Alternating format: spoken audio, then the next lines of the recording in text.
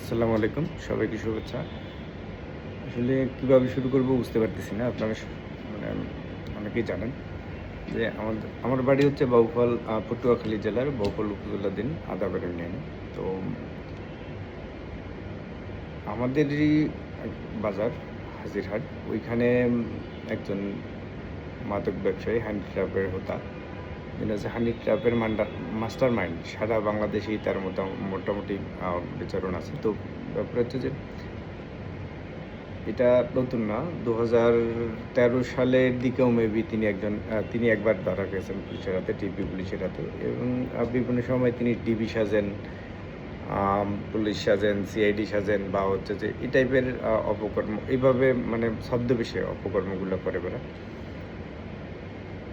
তার নামে অসংখ্য মামলা আছে, একটা দুইটা না, অসংখ্য মামলা। যে মামলাগুলা মানে এখনো নিষ্পত্তি হয়নি, বা হচ্ছে যে সেগুলোর সাজাও তিনি ভোগ করতেছেন না।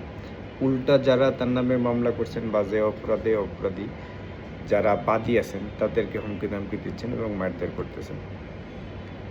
বেশ কিছুদিন ধরে আলোচিত কিছু ঘটনা নিয়ে এলাকার লোকজন মোটামুটি প্রতিবাদ করে যাচ্ছে। তোলপাড় আর কি এলাকার যুব সমাজ, তারা হচ্ছে জোট পাচ্ছে যে মাদক ব্যবসায়ী, হানি ট্র্যাপের হোতা, বা হচ্ছে এই টাইপের চাঁদাবাজি সন্ত্রাসীদের বিরুদ্ধে আর কি। তো যারা চাঁদাবাজ বা সন্ত্রাসী বা হচ্ছে যে হানি ট্র্যাপের হোতা, এদের হচ্ছে ওইখানে থাকতে দেওয়া হবে না। এমনকি তাদের বাড়ির লোকজন, তাদের বংশের যেসব লোকজন আছে, তারাও দেখলাম কয়েকদিন আগে মিছিল মিটিং করছেন যে সে মারা গেলেও তার লাশটা যেন ওই বাড়িতে না ঢোকে। মানে সে আসলে কতটা খারাপ এবং নিকৃষ্টতম ব্যক্তি আপনারা জানেন, যে নিজের বাড়ির লোকজন, নিজের আপন ভাই বা হচ্ছে যে চাচাতো ভাই বা হচ্ছে যে তার রক্তের লোকজন তাকে মারা গেলেও তার লাশটা তাদের বাড়িতে যাতে দাফন না দেওয়া হয়, সেজন্য মানে তারা স্টাম্পে সই করে সবাই হচ্ছে প্রতিজ্ঞা করছে। এবং যে ব্যাপারটা নিয়ে কথা বলতে চাচ্ছি যে দেখেন, এই লোকটা কতটা নিকৃষ্টতম।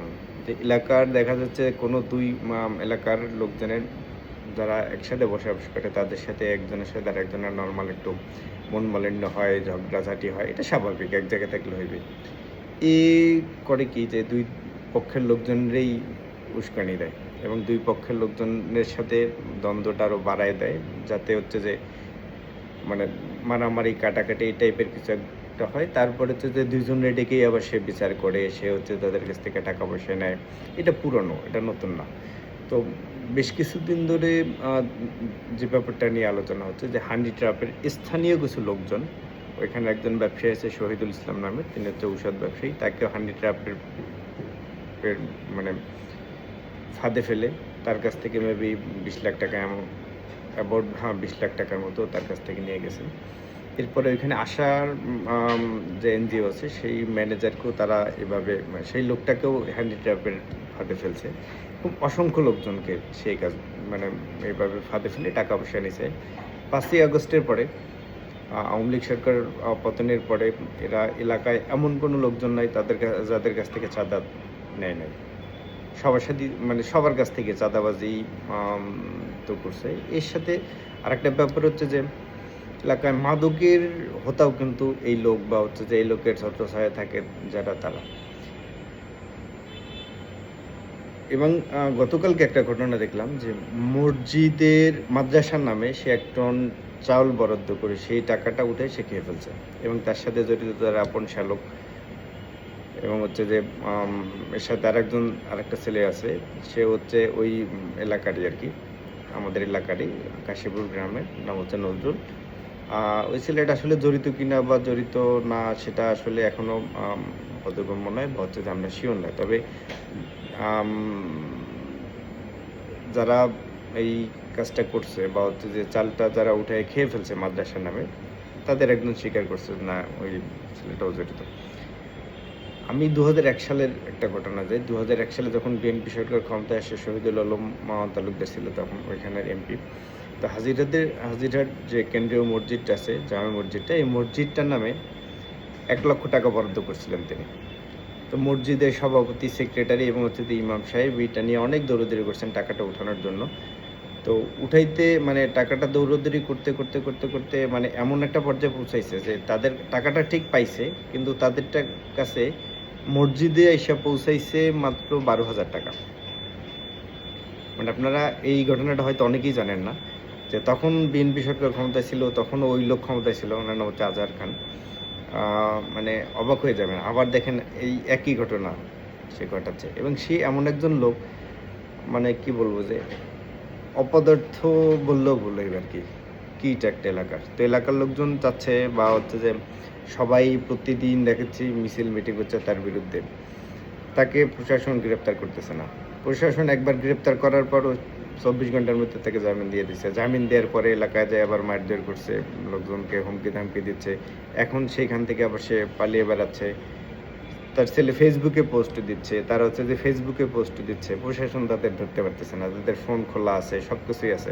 এখন অপরাধীদের জন্য যদি ব্যাপারটা এরকম হয় যে অপরাধীদের জন্য সব নিয়মকানুন মানে উল্টা, তাদের জন্য সবকিছু মাফ। আর যারা সাধারণ মানুষ আছে, গরিব মানুষ আছেন, তাদের জন্য যদি ব্যাপারটা এরকম হয় যে তাদের ক্ষেত্রে আপনি আইন প্রয়োগ করতেছেন বা হচ্ছে যে তাদের মিথ্যা মামলাগুলোও তাদের নামে দিয়া হচ্ছে যে কি বলবো যে হয়রানি করতেছেন। আর যারা অপরাধী, অপরাধের মাস্টার মাইন্ড বা হচ্ছে যেরকম হানি ট্র্যাপের হোতা মাস্টার মাইন্ড বা হচ্ছে যে যারা এইরকম মাদক ব্যবসা করে, চাঁদাবাজি করে, এদের বিরুদ্ধে আইন আসলে কোন পর্যায়ে কাজ করে, মানে কিভাবে কাজ করে আমি বুঝতেছি না। তো তাদের জন্য কি আইন আলাদা?